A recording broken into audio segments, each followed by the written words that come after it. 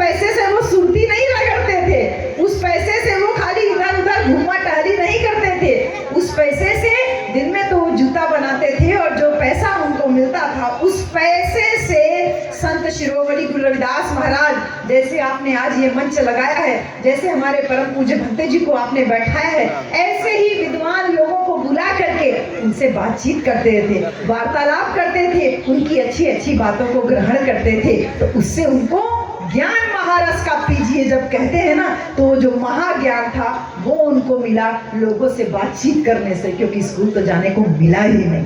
ऐसे में उनके पिताजी बड़े परेशान थे कि मेरा बेटा दिन भर खाली लोगों का सत्संग करता रहता है, ऐसे तो मेरा सब पैसा बर्बाद हो जाएगा। तो पिताजी ने उनकी शादी करा दी, जैसा गांव देहात में भी होता है, लौंडा बिगड़ रहा है, बियाह करवा दीजिए सुधर जाएगा, लौंडा दारूबाज हो गया, बियाह करवा दीजिए सुधर जाएगा। उनके पिताजी ने भी यही सोचा है संत शिरोमणि गुरु रविदास महाराज की कि बेटा बिगड़ जा रहा है, शादी करा दीजिए। तो उन्होंने जिनसे शादी कराई उनका नाम था लोना देवी। लोना देवी से शादी कराई, वो भी एक चर्मकार, चमार तो आज सरल भाषा में बोलते हैं, यानी चमड़े को तराशने वाला, उसको बोलते हैं चर्मकार। तो उस परिवार में जो एक जैसे वैद्य लोग होते हैं, तो वैद्य परिवार की थी लोना देवी, उनसे शादी करवाई और शादी करवा के संत शिरोमणि गुरु रविदास महाराज को उनके परिवार से अलग कर दिया, क्योंकि कहे कि जाओ जाके कुछ पैसा रुपया कमाओगे तो होश तुम्हारा ठिकाने आएगा। तो संत शिरोमणि गुरु रविदास महाराज जूता गांठना जानते थे, अपना काम शुरू कर दिए, अपनी पत्नी को लेकर निकल गए, एक छोटी सी मड़ई डाले, इसी मड़ई के नीचे वो जूता गांठने का काम करने लगे। कभी आप लोगों को मौका मिले तो बनारस जरूर आइएगा, बनारस में BHU जरूर आइएगा, BHU से एकदम लगा हुआ वो जगह, वो कुटी आज तक है जहां संत शिरोमणि गुरु रविदास महाराज जूता काटने का काम करते। वो कुटी आज तक संभाल करके रखी गई है। उनका जो जूता बनाने वाला पूरा सामान था, वो सब सामान वैसा का वैसा वहां पर आज तक रखा हुआ है सुरक्षित। तो वहां पे भी वो कुटिया में भी रहने लगे, दिन में जूता बनाते थे और जूता बनाने के बाद जो पैसा मिलता था उस जूते को बेचने से, क्योंकि अब तो पिताजी ने अलग कर दिया था तो अब मेहनत कर रहे थे, तो जो पैसा मिलता था उस पैसे से वो फिर सत्संग करने लगे, ऐसे मीटिंग्स बुलाने लगे और मीटिंग में लोगों से बातचीत करके अपने ज्ञान को वो बढ़ाने लगे। बहन जी, जैसे आज ये आपका कार्यक्रम रखा गया है ना, संत शिरोमणि गुरु रविदास महाराज की जयंती तो 24 तारीख को थी और आज है 28 तारीख, 4 दिन के बाद क्यों मना रहे हैं आप जयंती? क्योंकि आप लोग विचारों का प्रवाह जो है लगातार चाहते हैं कि बना रहे। आप लोग जहां बड़ी बड़ी जगहों पे नहीं जा सकती तो अपने गांव में ही कम से कम कार्यक्रम के माध्यम से आप लोगों के कुल ज्ञान हो जाए, ये प्रयास किया जा रहा है। तो ऐसे ही संत शिरोमणि गुरु रविदास महाराज पैसा जो बचता था उससे सत्संग करना शुरू किए, फिर जो पैसा बाकी बच जाता था उससे लंगर करवाए।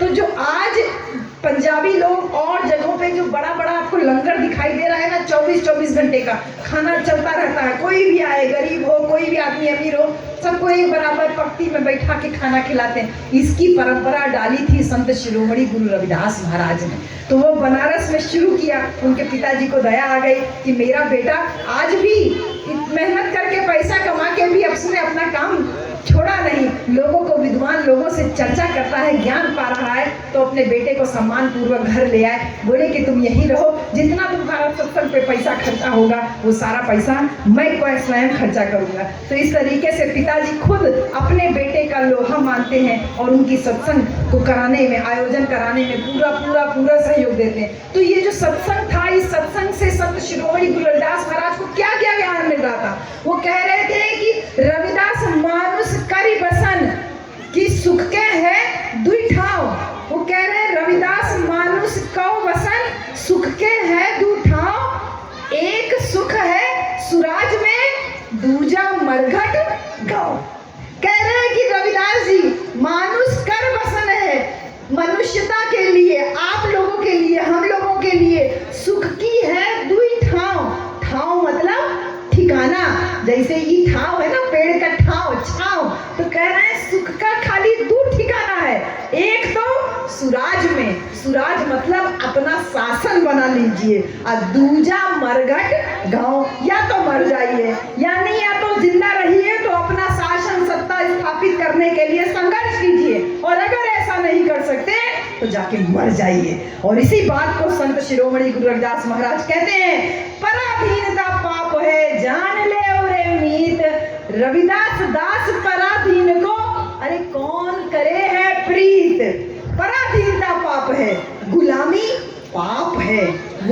गुलामी किसी भी रूप में हो सकती है। संत शिरोमणि गुरु रविदास महाराज कह रहे हैं बहन जी, गुलामी किसी भी रूप में हो सकती है। किसी पीपल को जल चढ़ाना गुलामी का प्रतीक है। पीपल यानी कि लकड़ी को भगवान मान करके पूजना गुलामी है। किसी पत्थर पे जल चढ़ाना भी गुलामी है। किसी पत्थर पे माथा टेकना गुलामी है। किसी मूर्ति के सामने भिखारियों की तरह हाथ पसार के रहना भी गुलामी है। और केवल वोटर बने रहना भी गुलामी है। वोटर बने रहना यानी कि अपना राज स्थापित करने के लिए संघर्ष करो। खाली वोटर बने रहोगे तो 5-5 किलो राशन का जुमला तुम लोगों को हर 5वें साल जो है मिलता रहेगा। मेरे प्यारे बच्चों, अगर ऐसे पराधीन बने रहोगे, पराधीनता पाप है।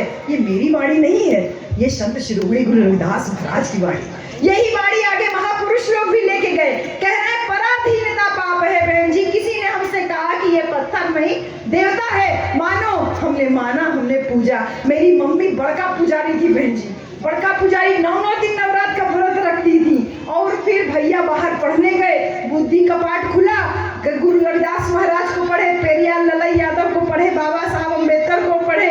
उनका बुद्धि खुल गया, बोले माई हमन के इकुल ना करे के। माई गुस्साई गई, नहीं ढेर पड़ गई, ला दिमाग तो हार खराब हो गया है। जब उन कहा था तो उनका मम्मी पंडित को बुलाई थी पूजा करने के लिए, हवन करने के लिए। भैया बेचारे मम्मी की बात नहीं टाल पाए, बैठ गए। पंडित भैया से कहे जाके तन गोबर ले आवा।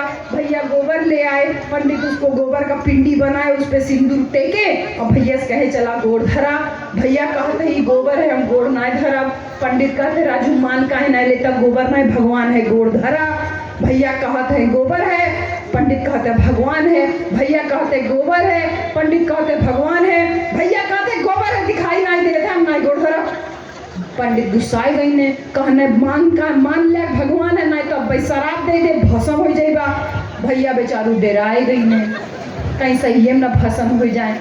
गोड़ धर लेना, गोड़ धर लिए बहन जी। तो पंडित जी 2 घंटा कथा कहे, भैया बेचारे बैठ के सुने। बोलते बोलते पंडित जी भुखाए गई ने।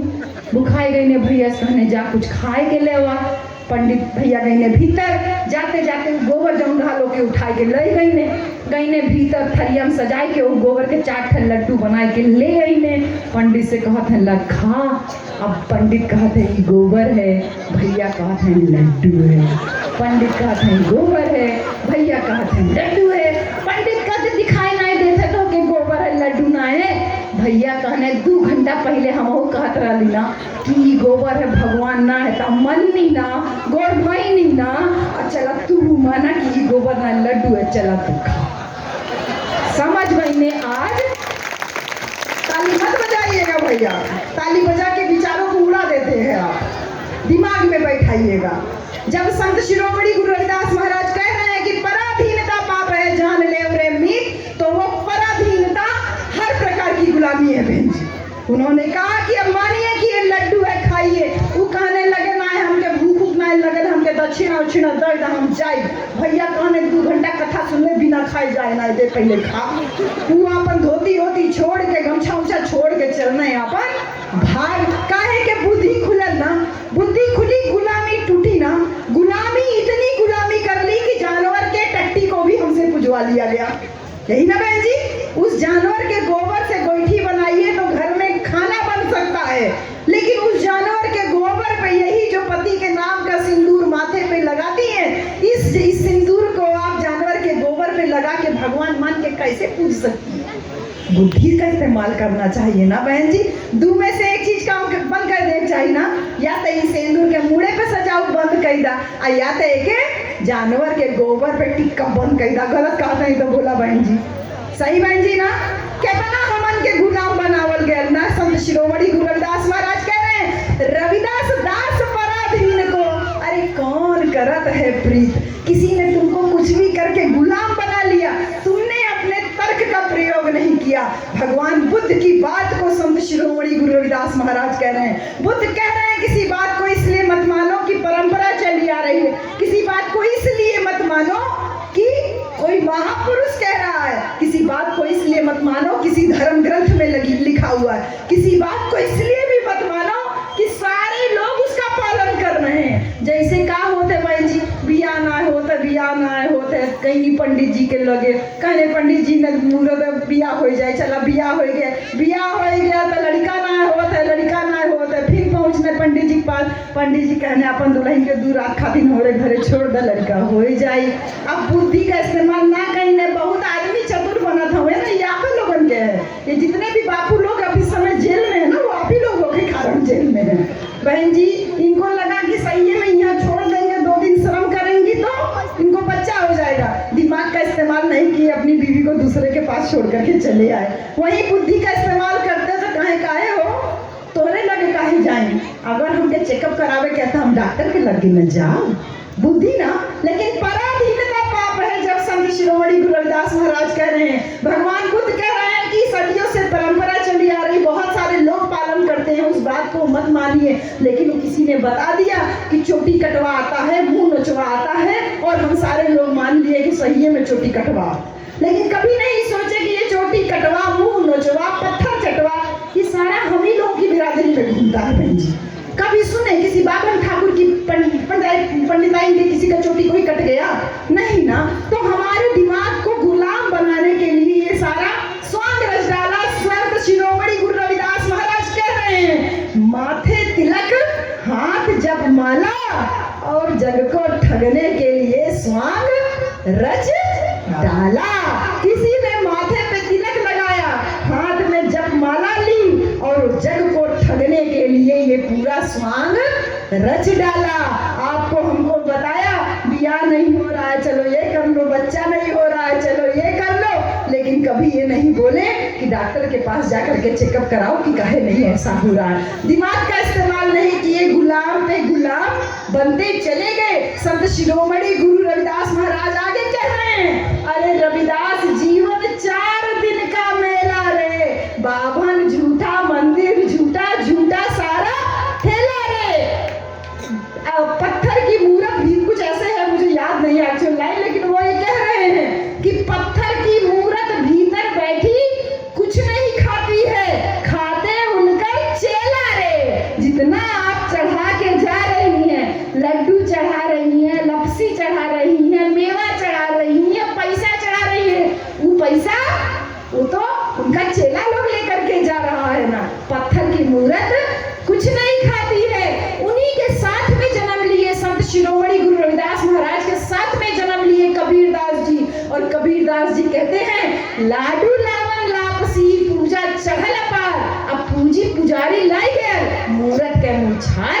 वो कह रहे हैं कबीरदास जी, संत शिरोमणि गुरु रविदास महाराज दोनों एक ही समय पे जन्म लिए थे बनारस में, और एक ही बात बोल रहे हैं, कह रहे लाडू लावन लापसी, तो हम पूजा उजा करें तो का चढ़ावे, कढ़ाई उढ़ाई चढ़ावे जाए जाला ना बिया हुआ से पहले, तो लाडू लावन लापसी, लपसी चढ़ावे, हलवा बना के चढ़ावे, लड्डू चढ़ावे, पूजा चढ़ला पार, उसके ऊपर पैसा चढ़ाती हैं, रुपया चढ़ाती हैं, दर्जन पर संतरा चढ़ाएंगी, केला चढ़ाएंगी, सेब चढ़ाएंगी।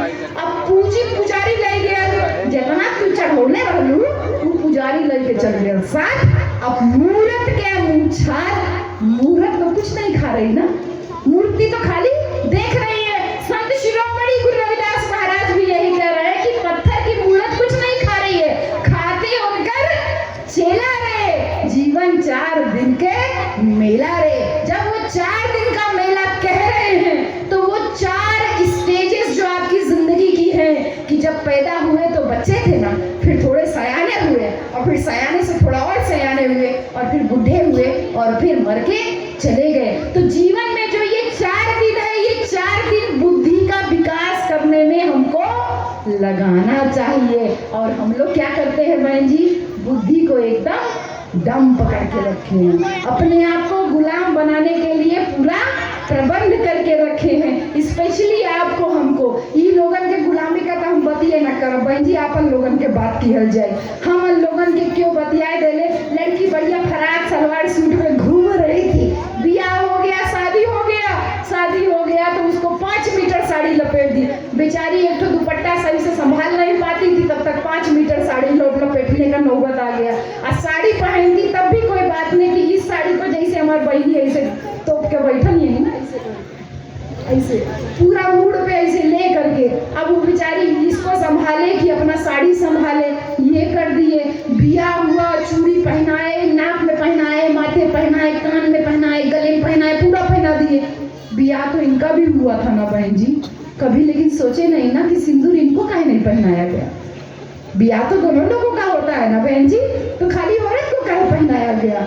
आदमी जैसे शादी के पहले था, शादी के बाद भी वैसे ही है, और औरत शादी से पहले कितना सही लग रही थी, और शादी के बाद अचानक से इतना इतना चूड़ी पहन लिया। बेचारी रोटी कैसे बेले, झाड़ू कैसे लगाए, खन खन खन खन कर रहा है, बेचारी उतारती और पहनती ही रहती है पूरा दिन। तो ये दिमाग में नहीं पूछे कभी कि भैया तू काहे नहीं सिंदूर पहनता, तू काहे नहीं मंगलसूत्र पहनता, तू काहे नहीं बिछिया पहनता, ई त छूटा सांड पहलो रहना बाबू में रहना। इनके देख के क्यों न कह पाई कि इनकर मेहरारू जियत है कि मुआई गई है, इनकर बिया भयल है कि ना भयल है। सही बहन जी, गलत कह रहे हैं तो बताइएगा। बुद्धि की बात कीजिए, बुद्धि की बात कीजिए। परंपराओं को हम तोड़ने की बात नहीं कर रहे हैं, लेकिन ये प्रश्न उठना चाहिए, और ये प्रश्न हमको हमारे महापुरुष दे के गए। संत शिरोमणि गुरु रविदास महाराज बहुत सारी बातें कह रहे हैं। जब कह रहे हैं कि पराधीनता पाप है, जब वो कह रहे हैं कि दो ठाव है, एक सुराज में और दूसरा मरघट गांव में, इसी बात को ज्योतिबा फूले कह रहे हैं, इसी बात को शाहू जी महाराज कह रहे हैं, इसी बात को पेरियार ललई सिंह यादव कह रहे हैं। उनसे बड़ा तो योद्धा कोई भी पैदा नहीं हुआ, और मुझे तो इस बात का गर्व है कि मैं पेरियार ललई सिंह यादव की बेटी हूँ, क्योंकि 1 सितंबर को उनका भी जन्मदिन है, 1 सितंबर को मेरा भी जन्मदिन। मैं अपना हर जन्मदिन बहन जी पेरियार ललई सिंह यादव की जयंती हम लोग गांव गांव में घूम घूम के, स्पेशली यादव बस्तियों में घूम घूम के मनाते हैं। और हमारे नेताजी, मैं आपको बताऊं कि आजमगढ़ में ललई यादव जी की जयंती पे एक दिन हम लोग शोभा यात्रा लेके घूम रहे थे, तो हमारे पार्टी के लोग, कुछ लोग जानते हैं क्या कह रहे हैं, कहे लागत है आपकी दाई बसपा वाले कमला यादव के टिकट ना दिए, ललई यादव के टिकट दिए। तो सोचिए कि हमारे महापुरुषों के प्रति हमारी जागरूकता का स्तर इतना कम है कि हम उनको नाम से भी नहीं जानते। बहन जी, पेरियार ललई सिंह यादव को पेरियार क्यों कहा गया जानते हैं? पेरियार का मतलब जानते हो क्या होता है? पेरियार का मतलब होता है वीर, पेरियार का मतलब होता है साहसी, पेरियार का मतलब होता है योद्धा। तो वो योद्धा क्यों थे? क्योंकि वो जिनका अनुसरण करते थे। आपने उनका फोटो लगाया? नहीं लगाया। नहीं लगाया। पेरियार रामास्वामी नायकर का फोटो नहीं है बहन जी, लंबा सा दाढ़ी है, खूब सफेद सफेद बाल है। पेरियार रामास्वामी नायकर ने एक किताब लिखी, उस किताब का हिंदी में अनुवाद किया पेरियार ललई सिंह यादव ने। इसमें पेरियार ललई सिंह यादव का फोटो बहन जी देखिए, सबसे आखिरी वाला फोटो है। ये फोटो जो इनका है ललई यादव जी का, इन्होंने पेरियार रामास्वामी नायकर की किताब लिखी जो थी उसका हिंदी में अनुवाद किया, और उस किताब का नाम जानते हो क्या था? सच्ची रामायण की चाबी। अगर बुक स्टॉल लगा हो, ये किताब मिले तो इस किताब को खरीद जरूर लेना। सच्ची रामायण की चाबी किताब लिखी तो उस किताब में ये लिखा कि राम नाम का कोई देवता नहीं, कोई भगवान नहीं, ये सब तुमको गुलाम बनाने के लिए कुछ जाति के लोगों ने बैठाया, तुमको स्वर्ग का और नरक का भाव दिखाया कि पाप करत हुआ तो नरक में जइहा, आ हमन के दान देबा तो स्वर्ग में जइहा। आजकल लोग बहुत चालाक हो गए हैं। जब इस श्राद्ध वाला टाइम आता है ना, कौन सा क्या बोलते हैं उसको, पितरपक्ष। जब पितरपक्ष आता है तो यही बनारस के घाट पे एक दिन क्या हुआ, हम खुद अपनी आंखों से देखे बहन जी कि वो पूरा पंडे लोग सजा के बैठे थे, वो पैसा वैसा मांग रहे थे कि लाइए दीजिए, और खाना वाना दे रहे थे कि तुम्हारा पितर जो ऊपर रह रहा है वो सुख से रहेगा। तो एक युवा लड़का था आपके जैसा, वो कहता है कि खाना वाना देंगे तो वहाँ वो सुख से रहेंगे। बोले हाँ, तो कहीं इला मोबाइल फोन इहो जाके उनको पहुँचा दिया, कहीं वहाँ से हमारी बातचीत हो जाए कि उनके वहाँ सुख से हुए कि ना हो। तो समझ गए कि ये बड़ा टेढ़ मराई है, वो तुरंत कहीं अपन झोला झपड़ा उठावा चला भागा। तो हमन के गुलाम देखा, हमारे दादा वहीं तक सुरती रगड़त है। अब बतावा कितना हम चिल्लाई, कितना हम बतियाई, कितना परेशान होए, अपन जान दे नहीं खाओ। हाँ बहन जी,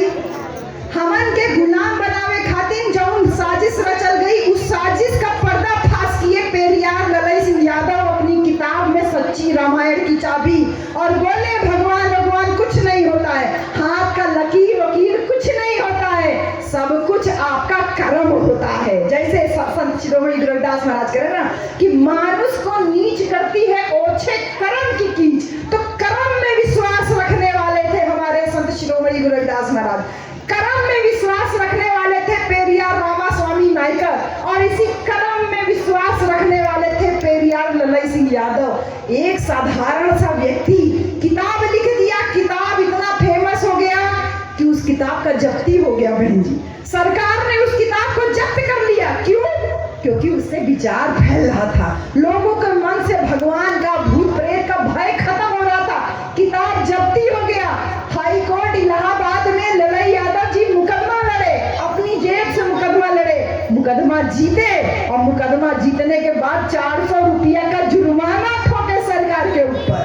सरकार को उस जमाने में मुकदमे करके जुर्माना ठुकवाए पेरियार ललई सिंह यादव। और फिर उसी दौरान जिनकी किताब वो हिंदी में लिखे थे पेरियार रामास्वामी नायकर, उनकी डेथ हो जाती है, उनकी मृत्यु हो जाती है। तो लखनऊ की एक सभा में सब लोग रो रहे थे कि अरे पेरियार रामास्वामी नायकर चले गए, अगला पेरियार कौन, अगला पेरियार कौन, अगला पेरियार कौन। तो उसी सभा में पेरियार ललई सिंह यादव बैठे थे, तो सभी लोगों ने ये कहा अगला पेरियार ललई यादव, ललई यादव, ललई यादव। इस तरह से उनका नाम पेरियार ललई सिंह यादव पड़ा। यानी जिन लोगों ने परंपरा तोड़ने का साहस किया उनको वीर साहसी योद्धा कहा गया। और तुम सारे नौजवान लोग, तुम लोग सोचते हो कि किसी का खाली पालन कर लोगे, खाली जय जय भीम का नारा लगा लोगे। नारा तो जय जय भीम का लगा रहे हैं, अब बहन जी हाथ में गुलामी वाला धागा बांधे हो, हाथ में गुलामी वाला धागा बांधे हमारे साथ फोटो खिंचा रहे थे पीछे आकर के। हम कहे कि वहाँ तो नहीं बोल रहे हैं, लेकिन मंच पे आएंगे तो एक एक का धुलाई करेंगे। बहन जी बन रहे हैं बड़का पेरियार, बन रहे हैं बड़का भीम भक्त, हाथ में बांधे हुए गुलामी वाला धागा है, माथे पे लगाए हैं वही तिलक जिसको रविदास जी कह रहे हैं माथे तिलक, हाथ जपमाला, और जग को ठगने के लिए स्वांग रच डाला। तो इस गुलामी को तोड़ने के लिए पेरियार ललई सिंह यादव कहते हैं तोड़ दो मनवाद की सब निशानियां, दूर हो जाएंगी तुम्हारी सब परेशानियां। हाथों में बंधा, पैरों में बंधा, कमर में बंधा, ये गुलामी का धागा तोड़ दो। और चाहते हो मान सम्मान से जीना तो माथे पे टीका लगाना छोड़ दो। ये हमारे महापुरुषों की वाणी है, वो हमको समय समय पर सचेत कर रहे हैं। ऐसे ही सचेत करने के लिए संत शिरोमणि गुरु रविदास महाराज कह रहे हैं चर्म मांस अरु रक्त का तन का बना आकार, अरे नजर पसारे देख लो सारा जगत जमाल। कितनी बड़ी बात है। संत शिरोमणि गुरु रविदास महाराज कह रहे हैं कि चर्म मांस अरु रक्त का, चमड़ा है ना बहन जी, चमड़ा के नीचे मांस है ना, अंदर हड्डी है, रक्त बह रहा है ना। कह रहे हैं संत शिरोमणि गुरु रविदास महाराज चर्म मांस अरु रक्त का तन का बनाकर नजर पसारे देख लो सारा जगत जमाल। बहन जी सभी लोगों का तो शरीर चमड़ा मांस रक्त हड्डी से बना हुआ है ना, तो कैसे किसी एक जाति विशेष को आपने चमार कह करके गाली बना दिया। अरे बहन जी हम लोग मेहनत कश लोग हैं, हमने अगर जानवर का चमड़ा छुड़ाया तो वो आसान काम नहीं था बहन जी, हर कोई नहीं कर सकता मरा हुआ पशु का चमड़ा छुड़ाने का। उस पशु के चमड़े से अगर जूता बनाया तो ये उससे भी मेहनत का काम था बेटा, हर कोई चमड़े से जूता नहीं बना सकता। किसी ने अगर जानवर का दूध निकाला बहन जी तो हर किसी के बस का बात नहीं है बहन जी। जिनके जिनके घर में गोरू भैंसी है तो खाली एक दू मनाई होनी है जब दूध निकाल सकले, हर कोई नहीं निकाल सकला। तो यानी कि जब मेहनत के काम हमन जान रही, हमन के मेहनत के कारण हमन के जाति में बांट दिया गया ना, कि जो खेत में सब्जी उगा रहा है उसको कोयरी बोल दिए, जो पानी भर रहा है उसको भर बोल दिए, इस तरीके से तमाम जो पशु पाल रहा है उसको अहिर बोल दिए, जो सुअर पाल रहा है उसको पासी बोल दिए। ऐसे हम लोगों को जाति में बांटे बहन जी, लेकिन हमन तो मेहनत का सरहनी ना, हम लोग तो मेहनत करने वाले लोग थे, इसलिए हम लोगों को कभी भी हीन भावना नहीं लेके आ रही है। हमारे समाज में ललई यादव ने जन्म लिया, हमारे समाज में बाबा साहब डॉक्टर अंबेडकर ने जन्म लिया, हमारे समाज में महात्मा ज्योतिबा फूले ने जन्म लिया, हमारे समाज में कबीर दास जी, संत शिरोमणि गुरु रविदास महाराज ने जन्म लिया, हमारे समाज में भगवान बुद्ध ने जन्म लिया। रविदास महाराज की बातों का इतना प्रभाव होने लगा कि 54 राजा उनके शिष्य बन गए थे बहन जी। पता है आपको? 54 राजा, एक तो चमार के घर में पैदा हुआ मनुष्य वो संत बन जाता है और उसके फॉलोअर 54 राजघराने के लोग होते हैं, जिसमें सबसे ऊपर नाम आता है मीराबाई का। मीराबाई रानी के घर जन्म ली थी, लेकिन उनकी वाणी से इतना प्रभावित होती है कि उनकी शिष्या बन जाती है। और मीराबाई के पति का जब डेथ होता है तो उस समय राजपूत घराने में परंपरा चल रही थी कि जब पति मर जाए तो पत्नी को उसके साथ सती हो जाना चाहिए। संत शिरोमणि गुरु रविदास महाराज जाते हैं राजस्थान, उनके परिवार को समझाते हैं और कहते हैं कि जैसे आदमी की जान की कीमत है वैसे ही औरत के जान की भी कीमत है। आदमी मर गया कोई बात नहीं, लेकिन औरत को उसके साथ जान नहीं देना चाहिए। गुरु रविदास की वाणी का इतना प्रभाव होता है कि मीराबाई सती होने से बच जाती हैं और फिर बाद में वो संत शिरोमणि गुरु रविदास महाराज की पादुका रख के, उनकी चप्पल को रख करके उस पे शीश नवा के उनकी पूजा अर्चना करती हैं। ऐसे थे हमारे महाराज संत शिरोमणि गुरु रविदास महाराज रविदास जी। और हम उनकी बातों को मानने की बजाय कोई आके झूठ मूठ कुछ बोल दे रहा है, हम लोग उनकी बातों को मानते हुए चले जा रहे हैं। संत शिरोमणि गुरु रविदास महाराज कह रहे हैं, सत विद्या को पढ़े प्राप्त करे सदा ज्ञान। रविदास कहे बिन विद्या के नर को जान अजान। रविदास कहे बिन विद्या के नर को जान अजान। बहन जी, हमार माई बिल्कुल पढ़ले ना है, एकदम अंगूठा टेक है, लेकिन हमके बीएचयू में प्रोफेसर बनवा दी ना। हमारी माँ बिल्कुल अनपढ़ है, लेकिन हमको पढ़ा लिखा के बीएचयू में प्रोफेसर बना दी। वो कह रहे हैं रविदास महाराज जी कि जो शिक्षा ना ग्रहण करे, यानी कि रविदास कहे बिन विद्या के नर को जान अजान, यानी जिसके पास शिक्षा नहीं है वो अज्ञानी है, और जो अज्ञानी है उसको कोई भी कभी भी मूर्ख बना के जा सकता है। संत शिरोमणि गुरु रविदास महाराज आगे कह रहे हैं कि मुसलमान से दोस्ती हिंदुओं का करे प्रीत, हिंदू तुरक नहीं कुछ भेदा, दो में एक ही मांस और रक्त। सोचिए 1433 में जन्म हुआ था संत शिरोमणि गुरु रविदास महाराज का। उस समय पे वो कह रहे हैं हिंदू तुरक नहीं कुछ भेदा। अरे हमारे भाई का खून को अगर जरूरत होगी इनको, या मुझे कभी खून की जरूरत होगी, तो अगर हमारा और मेरे भाई परमेश का खून मैच करता होगा तो हम दोनों एक दूसरे से खून ले सकते हैं ना बहन जी। अगर हमारा ब्लड ग्रुप मैच करेगा तो हम खून एक दूसरे से ले सकते हैं, वो हमसे ले सकते हैं, हम उनसे ले सकते हैं। इस बात को कितने वैज्ञानिक दृष्टिकोण से संत शिरोमणि गुरु रविदास महाराज कह रहे हैं, हिंदू तुरक नहीं कछु भेदा, यानी हिंदू और मुसलमान में कोई भेद नहीं है, दोनों में एक ही रक्त और मांस। वही रक्त जो इनके शरीर में बह रहा है वही रक्त हमारे शरीर में बह रहा है। तो भेदभाव करके जो लोग राजनीति करते हैं, जो लोग मुसलमानों को आपका दुश्मन बताते हैं, ऐसे लोगों से सावधान रहने की बात संत शिरोमणि गुरु रविदास महाराज कह के जा रहे हैं। वो कह रहे हैं, कह रविदास खलास चमारा, जो हम सुमरी सो मीत हमारा।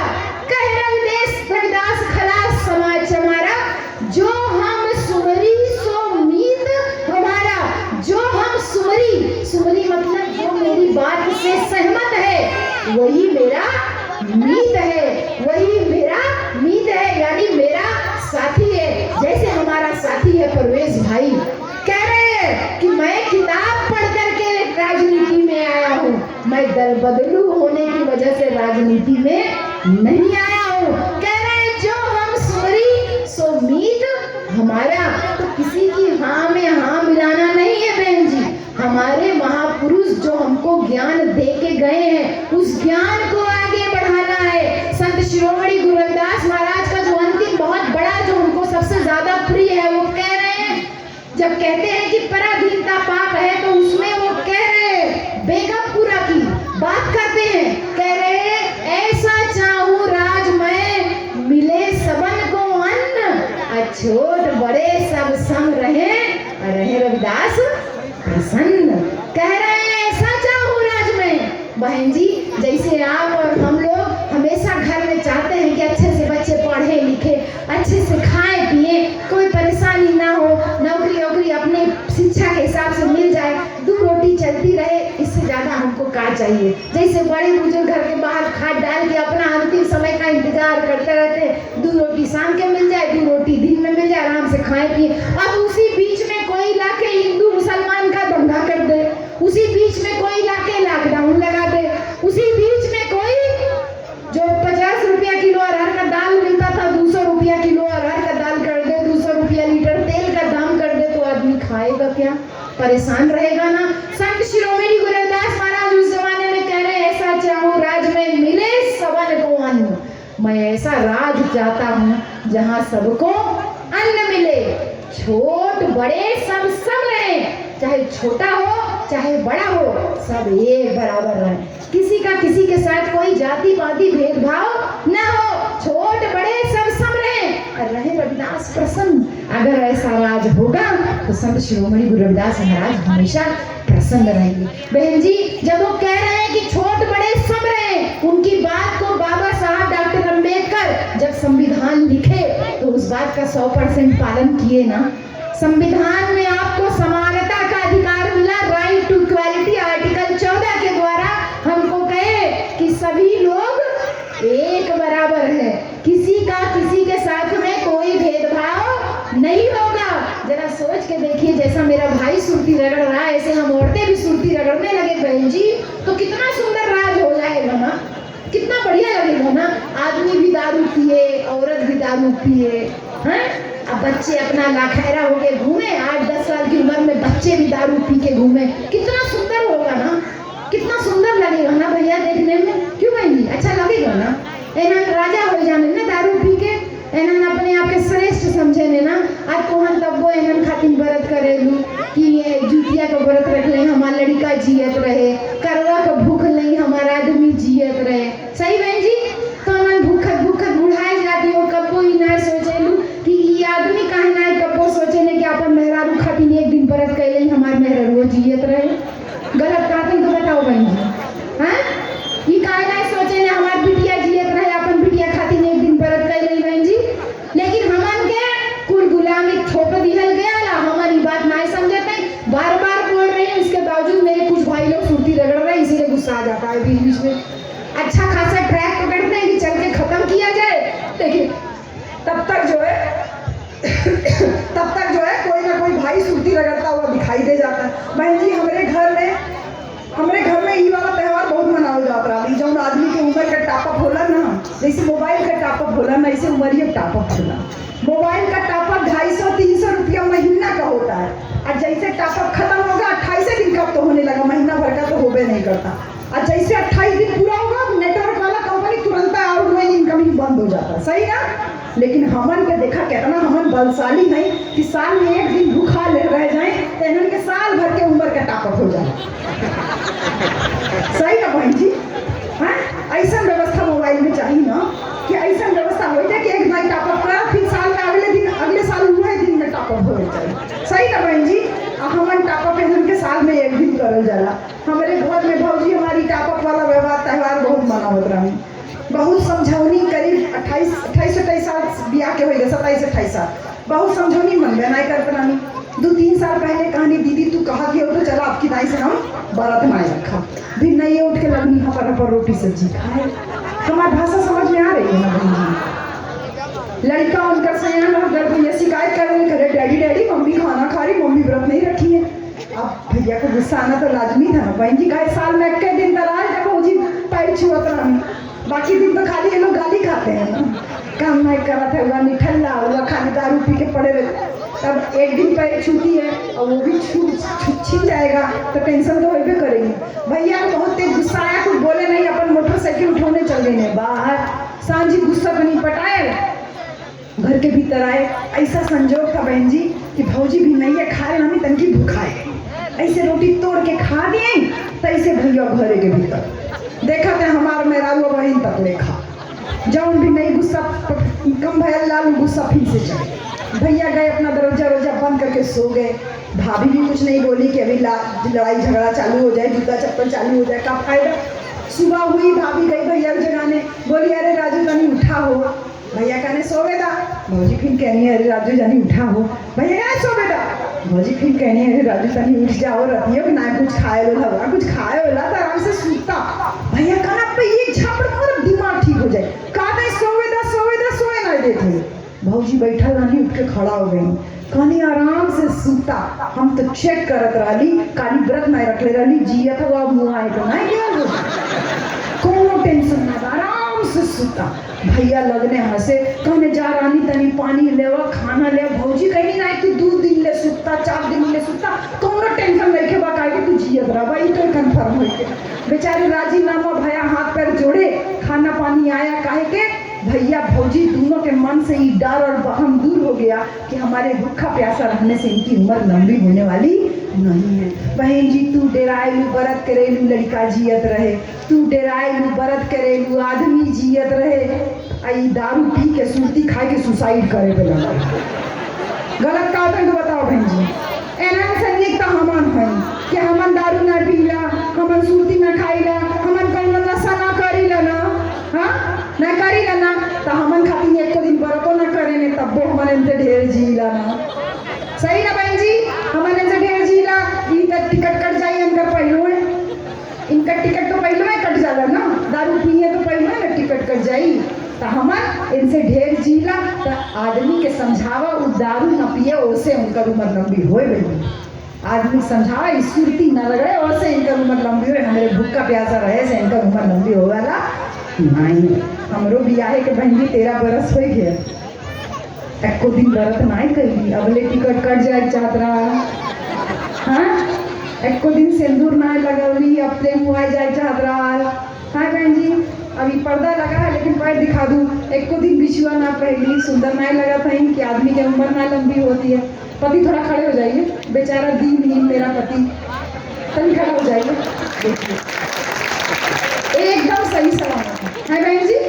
आपके दुल्हा से ज़्यादा स्मार्ट है ना मेरा दुल्हा, परवेज भाई से ज़्यादा स्मार्ट नहीं है लेकिन फिर भी स्मार्ट तो है। और परवेज भाई जैसा तो कोई भी नहीं है यहाँ पर एक को दिखता। हम तो परवेज भाई को जब पहली बार मिले थे तभी बोले थे कि आपको तो फिल्म इंडस्ट्री में होना चाहिए था, आप तो ऐसे घूम जाइए तो आपको ऐसे बॉडी हो जाए झाड़ करके, खाली आपकी पर्सनालिटी पे। लेकिन तब वो जनता किसी चीज़ पर वोट नहीं दे रही, इनको पता नहीं क्यों नहीं आप संसद में पहुँच रहे। तो बहन जी परवेज जितना भैया जितना तो स्मार्ट नहीं है लेकिन हाँ काम चलाऊ स्मार्ट है, आपके पार्टियों को ज़्यादा स्मार्ट है, इतना तो कम है। सही बहन जी। तो हम सुंदर ना लगा थे, सिंदूर ना लगौली, तो गले ना पहले तो सुंदर ना लगा थे, चूड़ी ना पहले तो सुंदर ना लगा थे। हमार मानसिक गुलामी के तोड़ली, हमार असली गहना हमार शिक्षा हमके भंते जी बियाहे में बताने। जब बिया भया तो हमके ना जानकारी रहा कुल के, हम खूब जनका मन का लांगा होगा, खूब चूड़ी उड़ी कूड़ा उड़ा पहन के पहले बैठा लगा। भंते जी हमको बताए कि आपका गहना ये सुंदर सुंदर गहना पहनी है ये नहीं है, आपका गहना है आपका ज्ञान, आपकी शिक्षा, जिसके दम पे आप बीएचयू के प्रोफेसर हैं। भंते जी बताए आपका दूसरा बड़ा गहना है आपका चरित्र। चरित्र का मतलब सील, सील का मतलब ये नहीं आदमी दूसरी जगह नौकरी कर रहा है, औरत दूसरी जगह नौकरी कर रही, वो किसी और को लेके घूम रहा है, तुम किसी और को लेके घूम रही। भंते जी बोले आपका चरित्र आपका दूसरा सबसे बड़ा गहना है। और तीसरा बताए कि जो सबसे बड़ा गहना है, बोले आपकी बोली। बोली बोली बोली यानी कि वाणी। इसी वाणी के दम पे बुद्ध ने पूरी दुनिया में, बुद्ध की वाणी का प्रभाव आज देखने को मिलता है 100 से 150 से ज्यादा देशों में। इसी वाणी के दम पे संत शिरोमणि गुरु रविदास महाराज का लोहा काशी के नरेश ने माना, काशी के नरेश ने बुद्ध संत शिरोमणि गुरु रविदास महाराज के आगे नमन किया, यानी उनके जो शिष्य बने मीराबाई के अलावा वो काशी के नरेश भी थे। भंते जी ने हमको बताया कि आपकी बाड़ी, इसी बाड़ी से आप जब ससुराल जाएंगी तो जैसे बीच में डोरी बांधा गया ना, इसे दीवार भी खड़ा कर सकती है। भाई पहुंचे ना, घूंघट तो 4 हाथ 2 हाथ लंबा और जबान 4 हाथ लंबी, तो अरे खाती नाया लाई, तो हार माई के ना बना के खिलाई, तो हार भौजी ना बना खिलाई, तो हार बहनी के ना बना खिलाई, खाली तोके खातिर बना के खिलाई। तो घर में हो गया पार्टीशन। भंते जी बोले इसी बाणी से आप घर में दीवार खड़ा कर सकती हैं और इसी बाणी से आप सबका दिल जीत सकती। यही 3 गहना भंते जी हमको लेकर के विदा करके ससुराल पहुंचे। हम भी वहां पहुंचे तो जैसे आप लोग इकट्ठा है ना, मैडम जी आवत है, मैडम जी आवती ऐसे हमारे ससुरालों में रहा। प्रोफेसर बहू आवती है, प्रोफेसर बहू आवती, चलो देखा जाए कैसे बोले। आप बताओ हम राजू है ना वहीं, लेकिन सबके मन में रहो कि प्रोफेसर बहू आवती है। हम वो पहुंचे नहीं, हमारे बिया ऐसे जगह में है कि जहाँ इतना इतना घूंघट करिए जाते हैं। हमारे सासू माँ आज तक ले इतना घूंघट करेंगे। अब हम भैया पहुंचे तो बड़ा मुश्किल से तो चलते होते ही थे, पकड़ पकड़ के कहीं गिर उड़ न जाए। तो जब सब मुँह दिखाई वाला लोग बैठे हुए थे तो हम वो बैठली, सबका गोड़ ओढ़ धोई के फिर अपन घूंघट पीछे करे।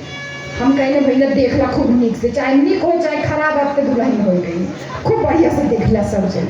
सब लोगों से मैंने कहा कि आप सब लोग मेरे रिश्ते में कोई सास लगती होगी, कोई ननद लगती होगी, कोई जेठानी लगती होगी, मुझे बस एक बात का जवाब दीजिए कि जो सर से पांव तक मैंने सोना चांदी का गहना पहना हुआ है ये किसकी वजह से है। तो एक औरत खड़ी हुई बोलती, अरे तोहार ससुर इंजीनियर हैं, कमावत हैं, वो चढ़ौले है तो पहले हम कहानी बिल्कुल ठीक बात है। हम कहानी यानी एक बात और बतावा, हमारे ससुर जो इंजीनियर हैं, पैसा कमावत है, उनके करी बदौलत है। फिर एक औरत खड़ी हुई बोलती, अरे तुम्हारा ससुर पढ़ा लिखा रहता, नौकरी करता है।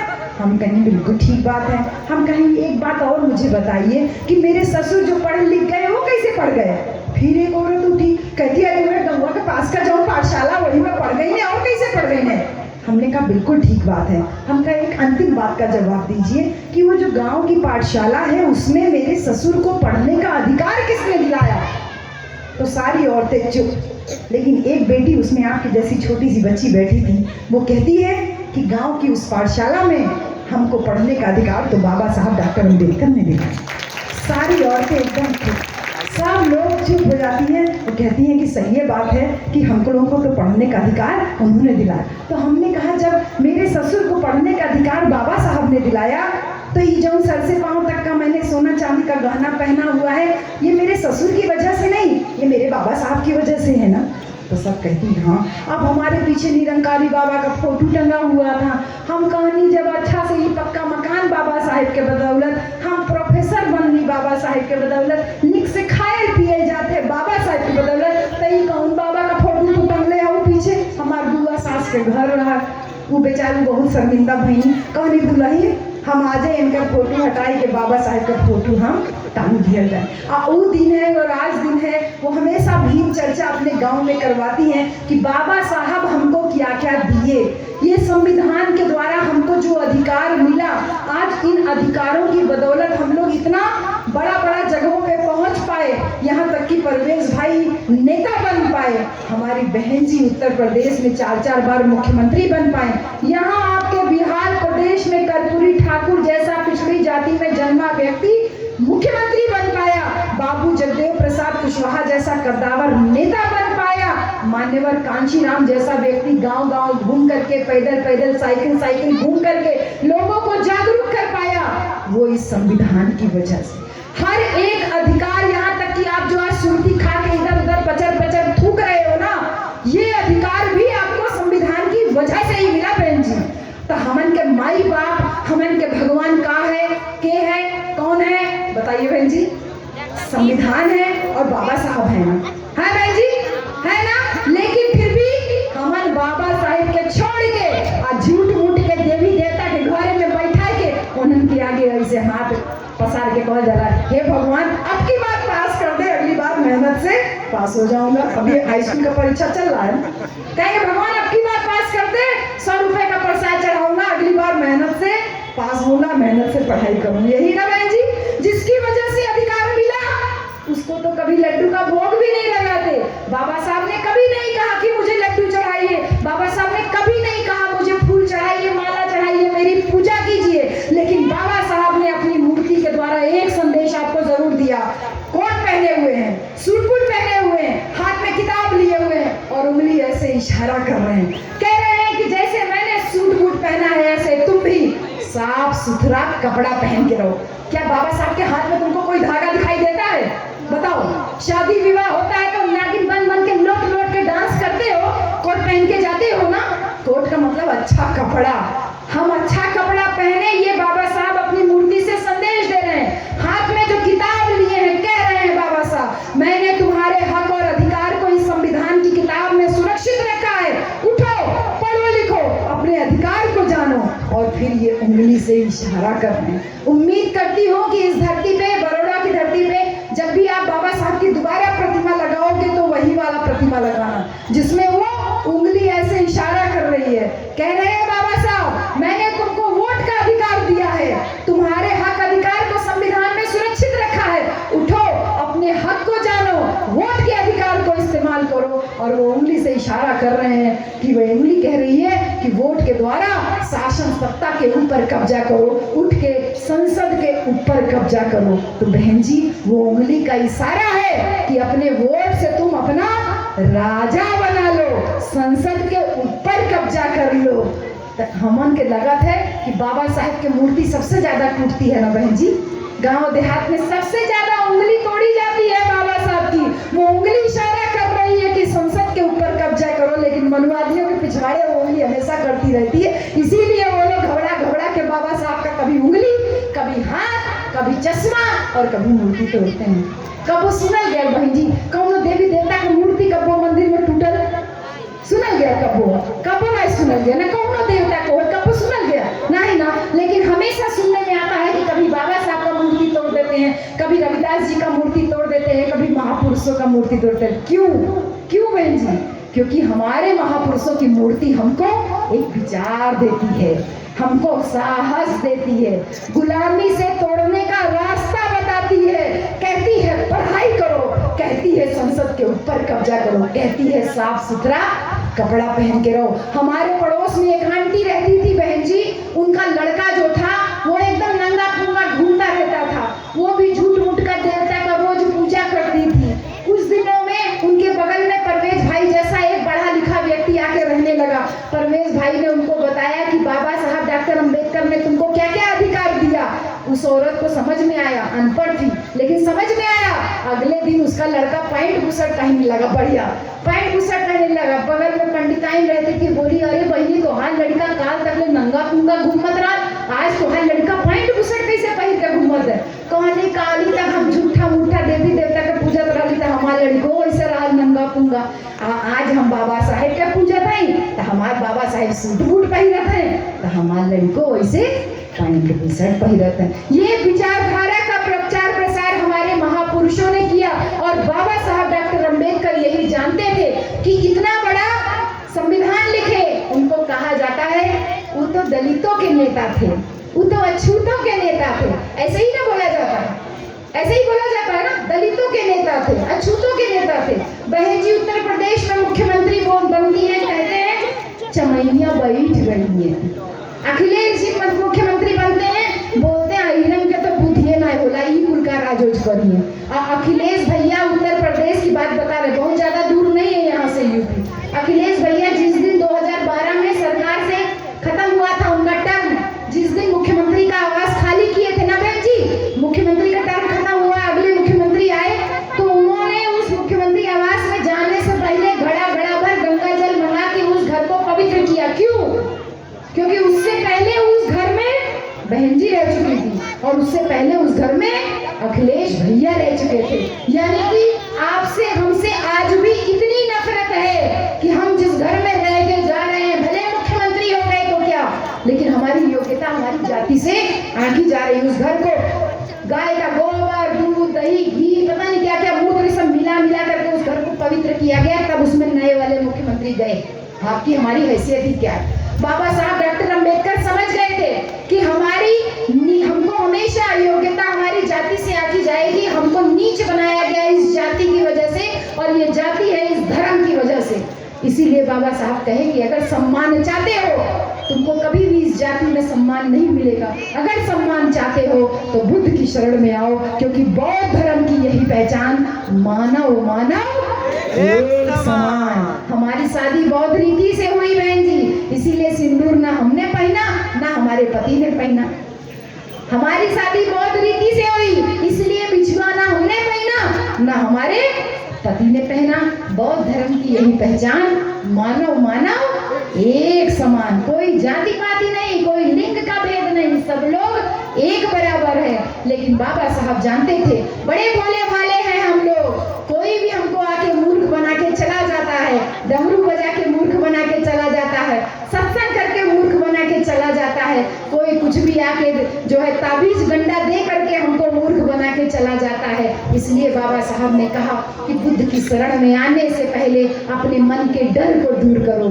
जैसे डर करा दिए ना, ई न करबू तो हाई हो जाई, हाउ न करबू तो हाउ हो जाई, ई जौन डर बैठावल गए हमन के दिमाग में, इस डर को काबू में करने के लिए बाबा साहब हमको 22 प्रतिज्ञा देकर के गए, 22 प्रतिज्ञा देकर के गए। और उस 22 प्रतिज्ञा बोलेंगे तो बहुत टाइम हो जाएगा, एक प्रतिज्ञा जरूर बोलूंगी, क्योंकि मैं पेरियार ललई सिंह यादव की मानस पुत्री हूँ, इसलिए पेरियार ललई सिंह यादव ने अपनी पुस्तक में उसको कोट किया है, इसलिए पेरियार ललई सिंह यादव की सच्ची रामायण की चाबी का पूरा बेस बाबा साहब की पहली प्रतिज्ञा है, जिसमें बाबा साहब कह रहे हैं कि मैं ब्रह्मा विष्णु महेश को कभी ईश्वर नहीं मानूंगा, उनकी कभी पूजा नहीं करूंगा। बाबा साहब से ज्यादा तो पढ़े लिखे नहीं हो ना मेरे भाई, बाबा साहब से ज्यादा तो पढ़े लिखे नहीं हो, तो 22 प्रतिज्ञा ना मानो, लेकिन पहली प्रतिज्ञा अगर एक प्रतिज्ञा हम मान लिया जाए, हमारा जीवन खुशहाल हो जाए। ये 22 प्रतिज्ञा आधार है भगवान बुद्ध की शरण में जाने का, वो शरण में जाने का जो भगवान बुद्ध के बाद अगर किसी ने उनकी शिक्षाओं को जिंदा रखा तो चक्रवर्ती राजा सम्राट अशोक ने रखा। आज हम लोग एक जाति तक सम्राट अशोक को जो सीमित करने की कोशिश कर रहे हैं, ये सम्राट अशोक की देन है कि आज आप और हम, या भारत के संविधान में जो अशोक की लाट है या धम्म का चक्र है, ये हमारे महान चक्रवर्ती राजा सम्राट अशोक की देन है। उनका सपना था बौद्धमय भारत बनाने का। सम्राट अशोक ने बुद्ध की शिक्षाओं के प्रचार प्रसार के लिए अपनी बेटी, अपने बेटा को श्रीलंका तक भेज दिया।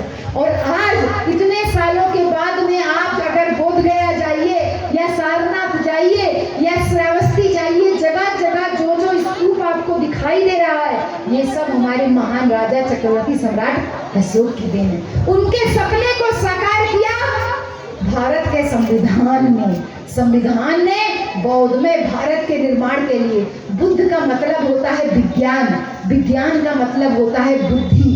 बहन जी, आज की ई सभा हमार सक्सेसफुल हो जाए, हम सफल हो जाए अगर तू खाली अपन बुद्धि से तौर पे करे सीखला कि हम ऐसा करब तो काहे करब। लॉकडाउन भैल लाल, नोटबंदी भैल लाल, हमन के पैसा कुल निकल गए ना बहन जी, जितना पैसा आदमी छुपाए छुपाए रखले वाली कुल पैसा निकल गए ना, कि नोटबंदी में तो नोटवा खराब हो जाए। हम अपन आदमी से 10,000 रुपया छुपाई के रखले वाली बहन जी, और 10,000 रुपया हमको सफाई में तब मिला जब नोट फेरने का तारीख बीत गया था।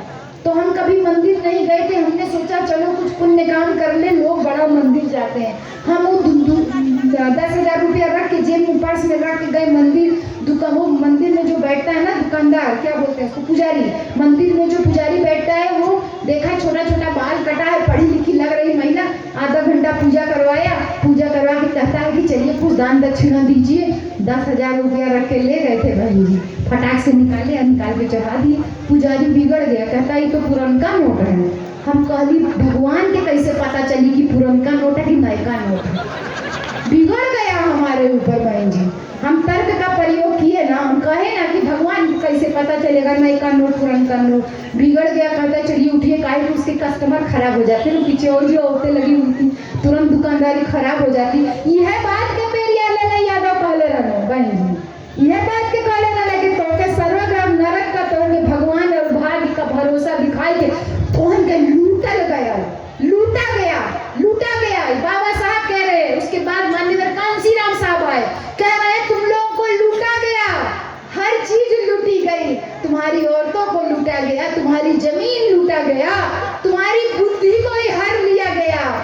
तो मान्यवर कांसीराम साहब अपना सरकारी नौकरी छोड़ते हैं, गांव-गांव घूमते हैं और नारा देते हैं, समाज को एकजुट करते हैं। वही काम जो यहाँ पर बाबू जगदेव प्रसाद कुशवाहा कर रहे थे, कह रहे थे 100 में 90 शोषित है, 90 भाग हमारा है, धन धरती और राजपाट में 90 भाग हमारा है, 10 का शासन 90 पर नहीं चलेगा, नहीं चलेगा।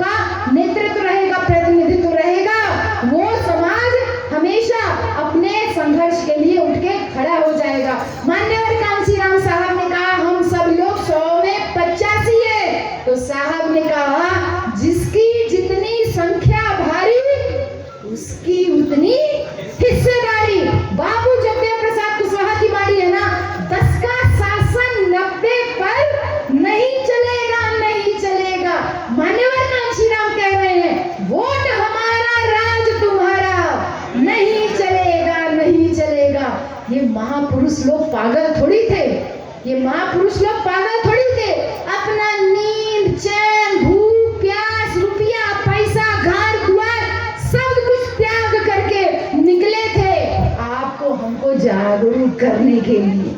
बाबू जगदेव प्रसाद कुशवाहा उस समय कर्पूरी ठाकुर जी मुख्यमंत्री होते होते रह गए थे, मुख्यमंत्री की बजाय वो उप मुख्यमंत्री थे। 70 सीटों के साथ में कर्पूरी ठाकुर जी उप मुख्यमंत्री थे और कोई माँ से नाम है उनका, महामाया प्रसाद। महामाया प्रसाद जी बिहार के मुख्यमंत्री थे। उनकी खाली 2 या 3 सीट थी, 2 या 3 सीट लेकर के महामाया जी बिहार में मुख्यमंत्री थे और 70 सीट लेके कर्पूरी ठाकुर उप मुख्यमंत्री थे। बाबू जगदेव प्रसाद कुशवाहा कर्पूरी ठाकुर को बहुत मानते थे। एक दिन एक गांव के सामने से ऐसे गुजर रहे थे बहन जी, तो ठाकुर लोगों का बिल्डिंग था, घर बना हुआ था, ऊपर से ठकुराइन निकल के ऐसे खेत में एक मजदूर काम कर रहा था, उसको उसकी जाति से पुकारती है, एक चमड़े की औलाद, बुलावत है सुनाई नहीं देते, ऐसे कुछ उल्टा पुल्टा बोलती है बहन जी। बाबू जगदेव प्रसाद कुशवाहा ऐसे जा रहे थे, सुनते हैं, सुन के दिमाग खराब हो जाता है, ये हमको हम लोगों की जाति से बुला रहे हैं, हमको नौआ बुलाते हैं, हमको अहीर बुलाते हैं, हमको चमड़ा बुला रहे हैं। वो तुरंत जाते हैं कर्पूरी ठाकुर जी के पास और कहते हैं, तुम 70 सीटें लेके उप मुख्यमंत्री बने हो और 3 सीट लेके वो मुख्यमंत्री बना हुआ है, अगर तुमने उससे अपना समर्थन वापस नहीं लिया तो मैं तुम्हारी सरकार गिरा दूंगा। और अगले 3 दिन के अंदर बाबू जगदेव प्रसाद कुशवाहा ने सरकार गिरा दी। क्यों? क्योंकि उन्होंने नारा दिया था 10 का शासन 90 पर नहीं चलेगा, नहीं चलेगा। संत शिरोमणि गुरु रविदास महाराज कह रहे हैं कि सुख कर है दुई ठाव, एक सुख सुराज में और दूजा मरघट गांव। अपना स्वराज लीजिए, अपना राज स्थापित कीजिए और अगर राज नहीं ले पाते तो जाके मर जाओ। कह रहे पराधीनता पाप है, जान ले उरे मीर, अरे गुलामी पाप है, गुलाम से कौन करता है प्रीत। बाबू जगदेव प्रसाद कुशवाहा कह रहे हैं 10 का शासन 90 पर नहीं चलेगा। मान्यवर कांशीराम कह रहे हैं वोट हमारा, राज तुम्हारा नहीं चलेगा। साहब कांशीराम कह रहे हैं जिसकी जितनी संख्या भारी उसकी उतनी हिस्सेदारी। हमारी संख्या ज्यादा है ना बहन जी, तो राजा हमन के ना होए के चाहिए, होए चाहिए ना, लेकिन राजा होला के कर उ 15 वालन का ना केकर गलती, गलती क्या कर, गलती हमार। काहे हमन 2000 रुपया पे अपन वोट बेच देगा, हाँ है कि नहीं जी। एक ठे आबादी मकान मिल जाए वो पे अपन वोट बेच देगा। ये बतावा वो मकान 100 साल तक तो नहीं रहता ना किसी का भी मकान, 40 साल 50 साल 60 साल के बाद तो वो मकान गिर जाए ना। 40-50 साल तक सुख सुविधा से रहने के बदले में आपने अपनी पीढ़ियों को गुलाम बनाने का काम कर दिया। 2000 रुपया का कितना दिन दारू पियोगे मेरे भाई? एक हफ्ता तो मुश्किल से पियोगे। 2000 रुपये मिल जाएगा तो पहले अंग्रेजी वाला खरीद के लाओगे ना, ठर्रा हुआ तो बाद में पियोगे, पहले अंग्रेजी वाला आएगा ना, वो थोड़ा महंगा मिलता है। 2000 से कितना दिन दारू पियोगे? एक प्लेट मुर्गा रात में खाओगे, सवेरे आके खत्म कर दोगे बहन, वो पच के पता नहीं चलेगा। उसके बदले में तुमने अपना इतना कीमती सामान बेच दिया। साहब कांशीराम ने कहा अपने वोट को अपनी बेटी की इज्जत के बराबर समझना। कितनी बड़ी बात कही साहब ने बहन जी, वोट को किसी कीमत पे मत बेचना। जो मैं परवेज भाई के संदर्भ में कह रही थी कि ना बिकने वाला समाज साहब कांशीराम ने तैयार किया और मुझे गर्व है कि परवेज भाई मेरा भाई है जिसने कि कहा कि मैं शांत रह जाऊंगा लेकिन मैं दल बदलू और पलटू राम नहीं बनूंगा। ये बात है विचारधारा की और ये लड़ाई है असल में विचारधारा की, जहां देश में चारों तरफ तमाम मंदिर और तमाम माध्यम से एक नया तरीके का माहौल बनाने का कोशिश किया जा रहा है। उसी जगह पे 22 प्रतिज्ञाएं जो बाबा साहब की है उसका डर भी साफ साफ दिखाई दे रहा है। नहीं तो जनवरी में तारीख 23 भी तो हो सकती थी ना बेटा, 24 भी हो सकती थी, 20 भी हो सकती थी, 19 भी हो सकती थी, लेकिन 22 क्यों हुई? ये प्रभाव है बाबा साहब की 22 प्रतिज्ञाओं के डर का। उस डर को किसी ना किसी दिन कहते हैं ना कि 4 दिन अगर झूठ बोला जाए तो वो सच हो जाता है। जैसे कबीरदास जी के बारे में कहा जाता है कि वो रामानंद के शिष्य थे। अब रामानंद कौन थे किसी किताब में नहीं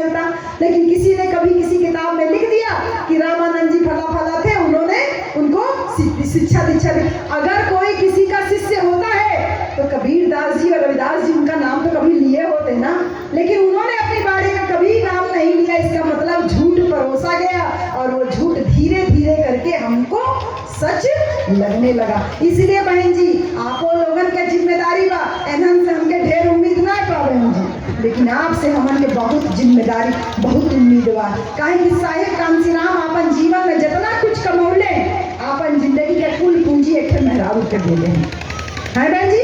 काहे कि उनके भरोसा रहा कि ये औरत कभी बिकेगी नहीं, औरत कभी झुकेगी नहीं। आदमी तो ईगो होता है ना, इनके अंदर अहम होता है, लड़ाई कर लिए तो बनता है दू फाड़, औरत चिल्लाती रह जाए कोई फर्क नहीं, तो आदमी लड़ाई झगड़ा करने में तेज। साहब ने जब औरतों के ऊपर भरोसा दिखाया तो आपकी हमारी जिम्मेदारी है कि आगे अपने जीवन को सफल करने के लिए जो माता सावित्रीबाई फूले, अम्मी फातिमा शेख ने जो काम हमारे लिए किया था, पहला स्कूल खोला, और जो कहते हैं हिंदू और मुसलमानों को लड़ाने के हिसाब से, उनके लिए भी ये जवाब है कि हम औरतों को पढ़ाने के लिए पहला स्कूल जो खोला था वो अम्मी फातिमा शेख ने अपनी जमीन दी थी, उसके ऊपर खोला था। तो जो उनका सपना था कि औरत शिक्षा ले, तो विद्या बिना मती गई, बिना शिक्षा के हमारी बुद्धि भ्रष्ट हो गई। तो हमार माई भले पढ़ लेना है, लेकिन कढ़ले तो बहुत है ना, कढ़ल तो खूब है ना, खूब उनके ज्ञान है ना, तो आपो लोगन के बहुत अनुभव है। तो ई अनुभव के अपन समाज के आगे बढ़ावे में लगावा। काहे के सरकार चारों तरफ से शिकंजा कसले है और सबसे बड़ा टारगेट बा तोहार शिक्षा। स्कूले में आज स्कूल में शिक्षा के अलावा सब कुछ मिलत है बहन जी।